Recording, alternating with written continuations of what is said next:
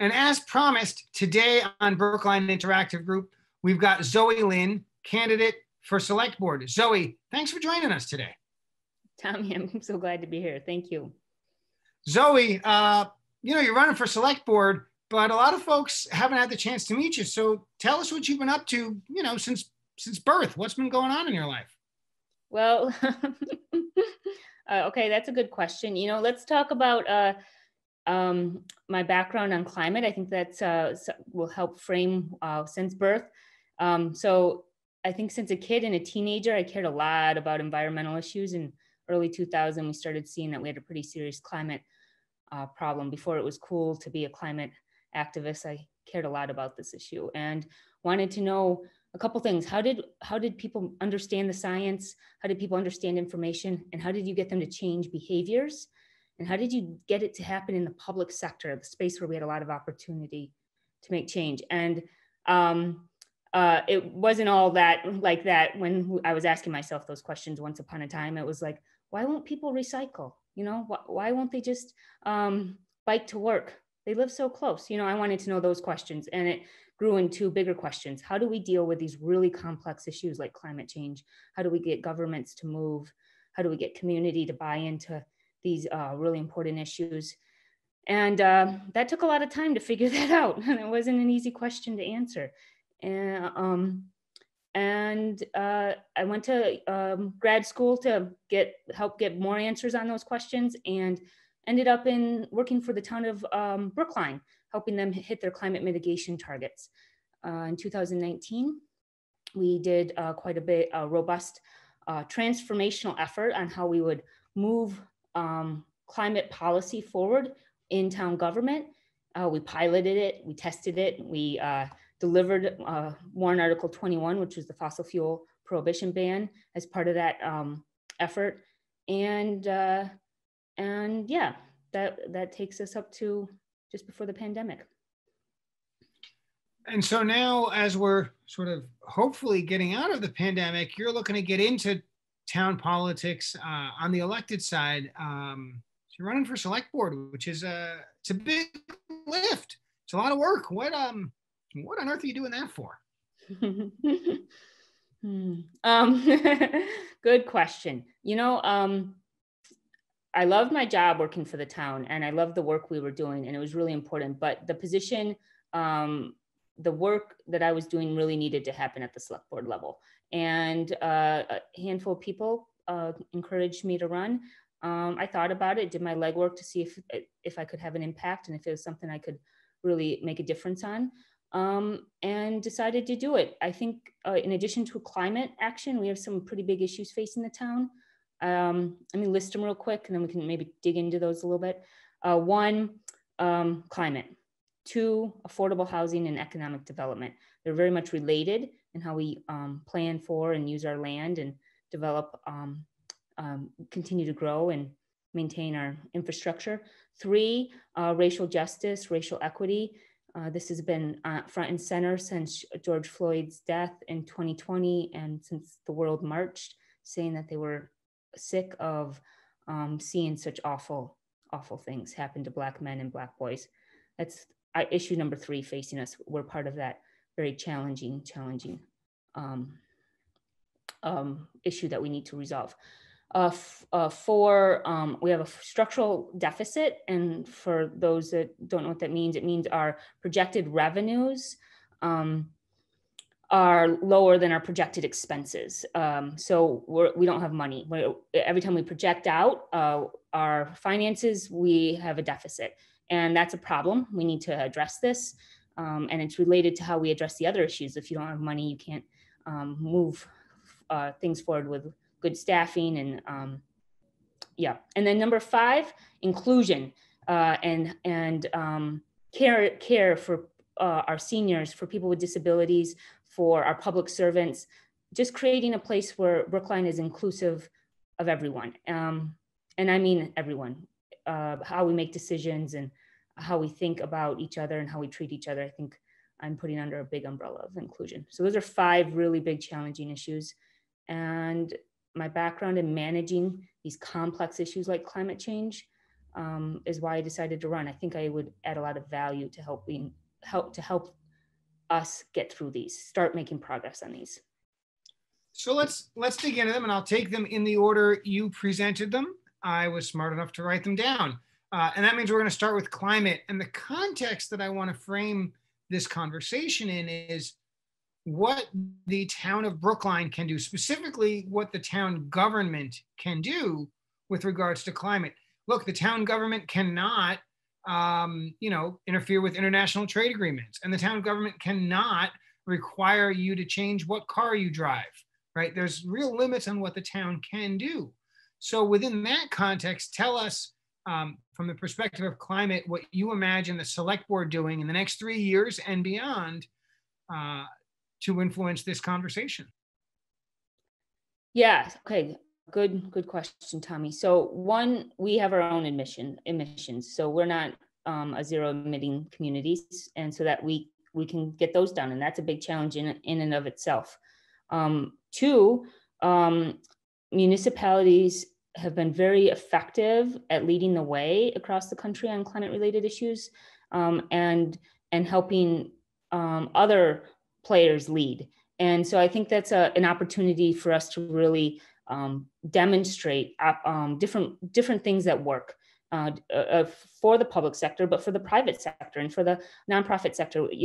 Although there's sometimes mechanisms that make them a little different for implementation, it's people look to others to see how they're tackling a challenge. And then three, we actually have influence. Warrant Article 21, the fossil fuel prohibition ban, it shaped how the state and many other players, other municipalities, started looking at their emissions and their local bylaws. So that's a big, so influence, our own emissions and modeling, creating pilots and programs. That's a lot to do, and that's enough for us to get started. It certainly is a lot, and there's no question that Warrant Article 21 influenced state law in a meaningful and important way. And I just want to parse it a little bit more finely. There's two kinds of emissions in the town of Brookline. You can divide it in this way. There's the emissions that the capital T town of Brookline emits, right? The town government owned vehicles, and the town government owned buildings, and the town government owned electricity. And then there's everything else, and everything else is much bigger than the capital T town. So you mentioned Warrant Article 21, which focused on reducing fossil fuel use in new construction and buildings, in new buildings. What else do you have in mind, though? Where else can Brookline expand into the private sector, the nonprofit sector, the sector that isn't town government? Yeah, so there's a couple things there. One, I think we've seen a lot of success with partnerships. So we're government partners with the private sector. We're government partners with nonprofits. So there's opportunity there for us to work together to deliver meaningful change. This is space where we're pioneering new ground. But what if the government created a program where we were able to work with a district that wanted solar on their buildings, private buildings? Yes, this is new space. We would have to work through the legalities and the contracts, but that's how we're going to troubleshoot some of these issues, is with different types of partnerships. So that's one. I think two, I just want, greenhouse gas emissions, there's a lot of people that know you, Tommy, and are going to be watching and know a lot about greenhouse gas emissions. But for those that don't pay really close attention to the major areas where they come from, I have 4 buckets in my head. Every time I'm thinking greenhouse gas emissions, I always remember these 4 buckets: your buildings and their energy, transportation and their energy, our biosphere, which is like our green spaces, our tree cover, our soil, carbon content in the soil. This is space where we store or emit carbon, depending on what biosphere we're talking about. And then the way we procure and dispose of goods is a 4th bucket. And depending on how you classify them, people have different percentages for each of these. But these are the 4 spaces where municipalities can shape our emissions. And that's what we started working on in 2019, and we need to continue that work. So speaking of space, let's move on to the second challenge, housing and economic development. Certainly, we are not an island. We're surrounded actually on all four sides by Boston, but also to the west by Newton. And our surrounding region has, and in fact, our nation has influence on housing and economic development. But what should the town be doing to ensure health and well-being with respect to housing and economic development? Yeah, so I think a couple things on, we're going to, if we have time, we'll talk about the structural deficit. And that's very much tied to economic development. It's about our tax revenue. So it's important. It's relevant for how the town raises money and offers services. Affordable housing, so I'm just getting some facts out of the way. Affordable housing, we're part of a regional housing crisis right now. It's not, yes, we're not an island. We are not the only one dealing with some of the highest cost of living in the US. But we have to be part of the solutions on this. We need to partner with other folks to address this very complex issue where we're short housing. People are driving significant distances to get to their housing. We don't always have diversity of housing choices. This is something that the town of Brookline has a lot of opportunity to help shape that direction with their land use policies, their zoning policies, the way they work and engage the community, where we have spaces to develop in our commercial districts and along our transit corridors. So this is very much what government does, is help shape how our land is used, and a space where we have to be a proactive player to really address this. We can't sit by and watch this one and let it kind of come at us from all directions anymore. But yeah, pinning the economic development, we'll come back to it, but I think they're very much connected, very much tightly connected. When you're dealing with development, you need to be looking at your housing and your economic development, partially because there's a lot of evidence that mixed use is very viable for climate change mitigation efforts, but also a very high quality of living. So we want to look at that, and we want to pull all this together and do very thoughtful, integrated planning, neighborhood-based solutions, but integrated planning. Let's pivot. Let's talk about racial justice and equity. You mentioned George Floyd's murder as a spark that lit into the conscience of so many in our country and beyond. And certainly it is a national issue, but it's also a local issue. And sometimes those things overlap and sometimes they don't. Brookline has struggled here. Town government has struggled. The population has struggled with some of those decisions. The racial diversity of Brookline doesn't look like the racial diversity of Massachusetts. We have statistically a very high percentage of AAPI, and relative to the state, a low percentage of Latinx and African Americans. And we're struggling with this. And so where do you see the select board's role with you on the board with respect to, frankly, both Black and Asian race issues as we are discussing them today? Yeah, okay, so a couple things. One, I mentioned George Floyd, but Breonna Taylor and many, many other people have brought race to the forefront, and it should have always been there. But we saw a huge shift in 2020 in public opinion and public awareness, and this is good. It was an awful, awful year, but we saw a shift, and the American public handed policymakers clear direction that it needed to change. And this change is hard. This is this wicked. I haven't in this conversation used the word wicked challenge, and we might not have time to get to it, but Google it, wicked problems, wicked challenge. It's the area of where you're dealing with really complex issues like climate change. Racism is one of them. Very emotional, very hard, very institutionalized, very systemic. And to make changes like climate change, you have to go after systems. You have to hit it, not at individual behaviors, although that is one part of the solution, but it's not the only part. You have to attack it from a systems perspective. And Brookline governments are systems. They are what create our culture, create our institutions, and they have opportunity to help change those systems. We're not talking easy changes. We're talking things that have a lot of history and are very hard and painful for a lot of people, but are very emotional for a lot of people. But this is an opportunity because the public has said, we're not going to stand in your way if you get this done for us. They gave us marching orders, and that policy window is amazing. Very rarely does the public give you such clear marching orders.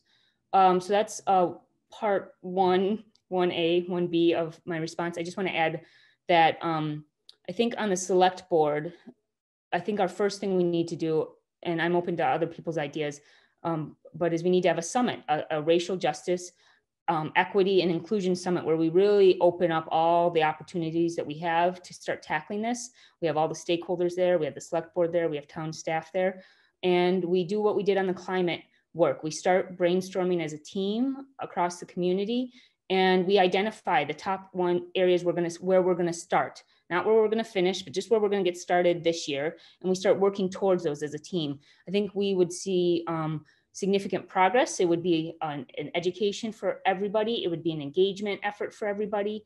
It would be an opportunity for us to dig into really tough issues and find innovative solutions for very institutionalized problems. So I think that's one avenue for it. I think there's a lot of other avenues, but I think that would be the kickoff that we could, in June, start with that. And it could be part of other integrated planning on the other 5 issues too. Certainly plenty to do. And again, it's such a complicated space with so many different interactions and relationships that, we're not going to get there in one day, and we're not going to get it all right all the time, but we've got to do better. You mentioned the structural deficit earlier, and you put a pin in structural deficit as it relates to economic development. I want to come back to it. You're right. The town of Brookline does have a structural deficit. At least it did pre-COVID, and now nobody has any idea what the future of economics looks like. Fortunately, folks are doing better in terms of tax revenue than people expected because of the expanded unemployment benefits, the direct payments to merchants, to small businesses, and so forth. The town, though, the town raises most of its revenue from property tax, and that is relatively stable. The challenge is that our costs are growing faster than we're allowed to raise our taxes. And so when we think about a structural deficit, how do we get our hands around that? There's 2 choices: some combination of reduced costs or increased revenue. Pick your poison. What's your plan? Yeah, so 3 major, revenue, rapid fire. 1 can come from fee-based services. It's not going to fill a gap for a structural deficit, changing program fees a little bit. That can fix small budget problems, but not big ones like this. Like you said, the tax base from commercial or residential property taxes. That's option 2 for revenue. Option 3 is our local receipts. And the last 2 are viable paired solutions that we can start digging into to bring in additional revenue, but we need to be proactive and we need to start digging in. And there'll be a theme throughout this call, digging in. We need to be proactive. We need to have strategy to deal with these issues. We can't sit back and watch them. They won't solve themselves, and they're complicated issues, and they're related to all the other issues. The other thing that we can talk about is debt overrides, but we have to talk about them. Otherwise, they're going to hit us as a surprise every single time when we're trying to fill a gap. I wanted to say one other thing on that, and I lost it. Sorry. And it might come back to me, maybe, or maybe not. COVID brain. CPA? Ooh, we need to pass it. Thank you. Yep. Vote yes. Question 2. Of course, the CPA is the Community Preservation Act, a program in which the town is able to raise its property tax a little bit, but receive state match. And that money is spent on historic preservation, parks and open space, and subsidized housing. And there are rules about how much in each, but it's very customizable. So we talked about the structural deficit, but you suggested that it relates to economic development, and I want to go ahead and let you make that connection a little bit more clearly. Economic development in town and how you as a select board member will or won't stimulate additional commercial activity. Yeah, so those three points that I mentioned, that where we can get revenue, fees, tax base or receipts, commercial development hits two of those. So one, it hits your commercial tax base, and if you're adding more to your commercial tax base, that's one space. Two, it hits your receipts. If you're doing good commercial and economic development, your receipts are going to be strong. And so, but that in coordination with housing development and not just housing development, how we want our neighborhoods to feel and look.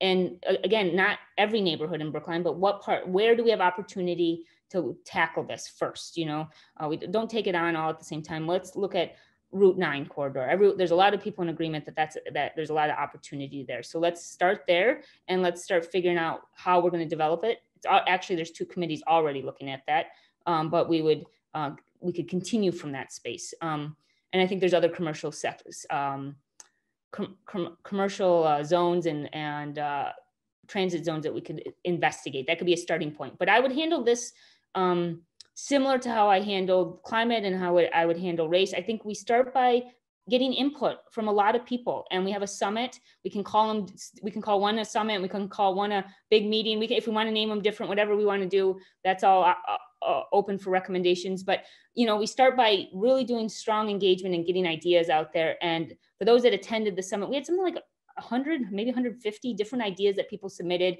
We posted them up at the time as the Coolidge Corner School. We posted them up on the wall and we let people add notes, and it really got us off to a really good start. So we can do that on all these issues, and that's how we should do it on these issues.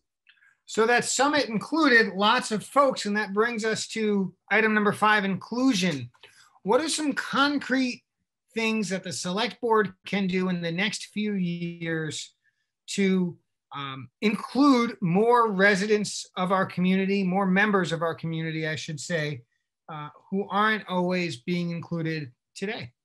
Yeah, so for folks that have listened through the whole interview, they're going to see themes that I talk about. One, let's do engagement up front on the beginning of these issues. That's a first space where you start including more people. You actually go out and include them. You ask them to show up and you want their opinions. And if they can't show up, you go to them and you create little different sessions where you go across the community and convene meetings. Brookliners do this in all sorts of capacities, and we certainly could do that on these big five issues.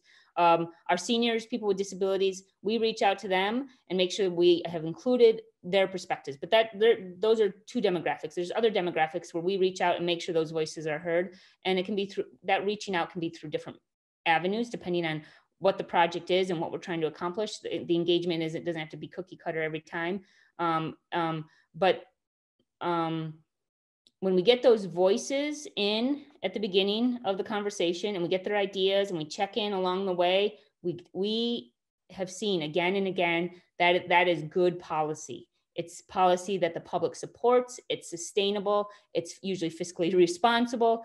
And the more voices we have in the development up front and the more times you check in with different stakeholders along the way, more likely that policy is going to pass. It'll pass well, and it'll be actually transformational, and it's what it accomplishes. So I think that's a quick answer to how we start including more people. Zoe, we've just got a few minutes left. I want to thank you for coming on Brookline Interactive Group today. And I want to remind our voters that this coming election is on Star Wars Day, May 4th. Polls are open 7 a.m. to 8 p.m. You can vote early in person at the town clerk's office at 333 Washington Street. You can vote early by mail. Use your favorite search engine and search Brookline Town Clerk election, and you'll get all of that information. But we've got about 1 minute left. And so Zoe, now's your chance, sort of final thoughts. You got a website. Tell us how to think about this next election. I would say this is a super important election, because we have 5 really big challenges we need to really start working at. I hope people go to my website. It's votezoeforbrookline.com. I hope they reach out to me. I hope they show up at some of our visioning sessions and other spaces where we start digging into these issues now. They're all on the website, votezoeforbrookline.com. I'm I'm listening. I'm campaigning, but I'm also listening, and we'll hit the ground running. And everybody that interacts with me now, I'm capturing their thoughts, and that's going to help paint the picture on how we move forward. So this is these are important conversations, and I hope people participate. Ladies and gentlemen, Zoe Lynn, again, thanks for being on the show, and we will see you next week. Be well, everyone.